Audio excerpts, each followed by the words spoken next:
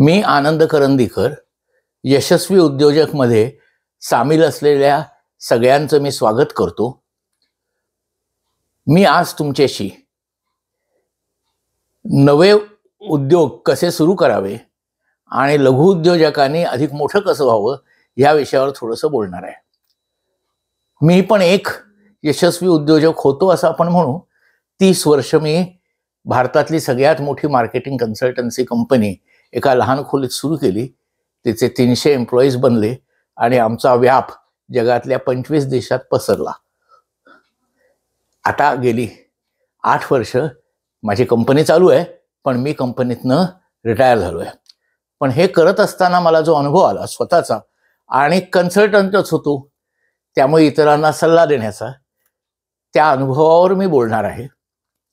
पहिला मुद्दा असा आहे की अनेक पाहण्यातनं असं दिसून आलंय की 10 लघु उद्योजक जर सुरू झाले तर पहिल्या 3 वर्षात 7 बंद पडतात। हे प्रमाण खूप मोठं आहे आणि त्या बंद पडलेल्या लघु उद्योजकांना ते अपयशी आहेत म्हणून बँका नव्याने कर्ज देत नाहीत। अमेरिकेत वेगळं घडतं बरं का। याला अपयशाचा अनुभव आहे, आता हा शहाणा झाला असेल म्हणून त्याला कर्ज द्यायला बँका तयार असतात। आपल्या इथे एकदा अपयशी झाला आणि तसा शिक्का बसला की त्याला पुढचा मार्ग खुंटतो। आता हे अपयशी का बनतात ह्याची जी कारणं शोधण्यात आली त्यातनं असं लक्षात आलं की 70% जास्त उद्योजकांचं बंद पडण्याचं कारण माल खपत नाही, सेवा खपत नाहीत, ग्राहक मिळत नाहीत हे असतं। मग ग्राहक का मिळत नाहीत असं जर संशोधन केलं तर लक्षात असं येतं की ग्राहकांच्या गरजा काय आहेत ह्याचा नेमका अभ्यास केलेला नसतो। अनेक उद्योजक हे आत्मकेंद्री असतात। मी म्हणजेच ग्राहक असं धरून ते आपल्या हौशीसाठी आपल्याला जे आवडेल ते करतात आणि तीच ग्राहकांची आवड आहे असं गृहीत धरतात। दुर्दैवाने हे खरं नसतं आणि मग आपल्या वस्तू खपत नाहीत। तेव्हा आपल्या वस्तू खपायच्या असल्या तर ग्राहकांची गरज काय आहे याचा पद्धतशीर शोध घेण्याची गरज असते। मोठ्या कंपन्या हे करत नाहीत, त्यांचं चालून जातं। छोट्या कंपन्यांनी नाही केलं तर त्या बंद पडतात। काही उदाहरणं बघा 3 दर्जाची। एक मोठी कंपनी टाटा मोटर्स, ते अंदाजे 2000 साली फारच तोट्यात जायला लागले। तेव्हा त्यांना आठवण झाली की आपण का बरं विक्री वाढत नाही। तर टाटा मोटरमध्ये जे स्पेअर पार्ट जातात त्याला ते आफ्टर सेल्स म्हणतात, त्यांची विक्री 150 कोटीची होती आणि ते मार्केट 3500 कोटीचं आहे स्वतःच्या ट्रकमध्येच जाणाऱ्या स्पेअर पार्ट्सचं। तेव्हा त्यांचे मॅनेजिंग डायरेक्टर रविकांतना असं जाणवलं की आपण शोधलं पाहिजे।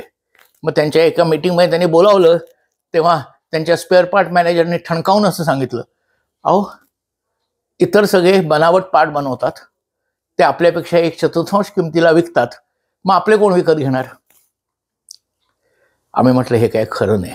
आम्ही जरा मार्केटमध्ये फिरलो, कोणीही जाणून बुजून बनावट पार्ट घेत नाही, कारण की बनावट पार्ट घेतला आणि ट्रक रस्त्यात बंद पडला तर जे नुकसान होतं ते खूप मोठं असतं, हे सगळ्यांना माहिती आहे।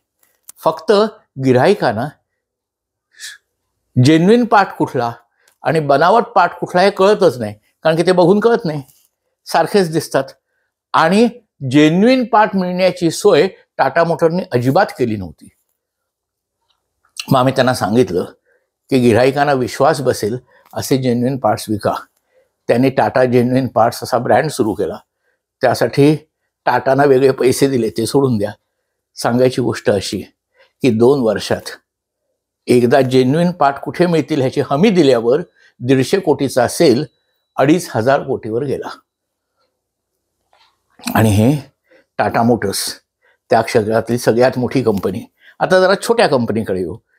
तुम्हाला माहिती आहे कॅमलिनच्या दांडेकरांनी कॅमलिन सुरू केली, शाई बनवायला सुरू केली।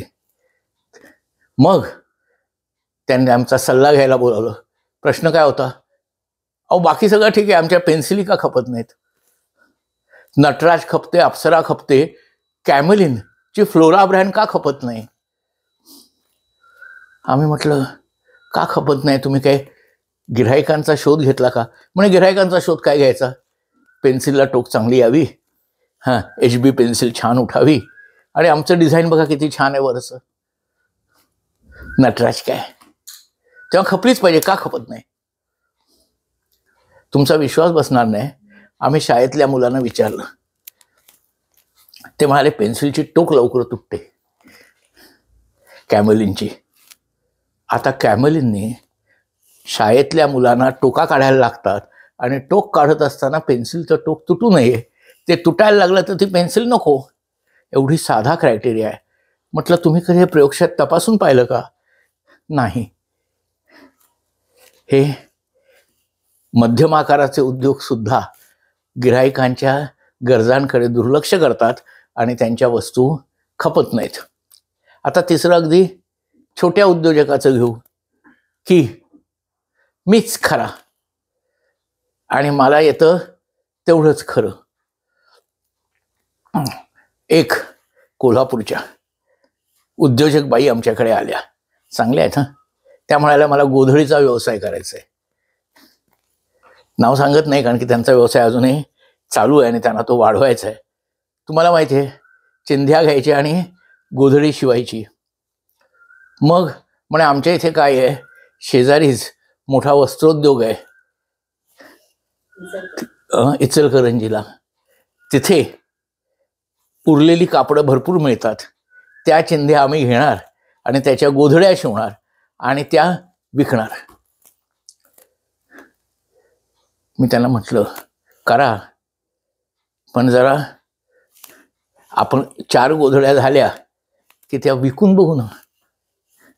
मग आमच्या सरिता आव्हाडांनी अथश्रीमध्ये एक नेहमीच प्रदर्शन भरतं, तिथे त्या गोधड्या ठेवल्या, 4 विकल्या. पण गोधड्याचं कापड हे साडीचं आहे की उरलेला माल आहे, याने फरक पडतो. हे गिऱ्हाईकांना जाणवतं, पण हे गिऱ्हाईकांना जाणवेल त्यांना जाणवलं नव्हतं. आमच्या इथे मिळतं ना तेच आम्ही वापरणार, आणि मग त्यांच्या गोधड्या काही खपत नाहीत. सांगायचा मुद्दा असा की गिऱ्हाईकांच्या गरजांचा शोध नीट घेतला नाही आणि आत्मकेंद्री वृत्तीनेच जर उद्योग चालवला तर उद्योग मोठा होत नाही, जिवंत सुद्धा राहत नाही. आणि त्यामुळे सुरुवातीला निदान गिऱ्हाईकांच्या गरजांचा नीट अभ्यास करावा. त्यासाठी मोठा मार्केट सर्व्हे करण्याची गरज नसते. 10 गिऱ्हाईकांशी नीट बोललं तरी खूप काही कळतं. हा माझा पहिला महत्त्वाचा मुद्दा आहे, तो झाला.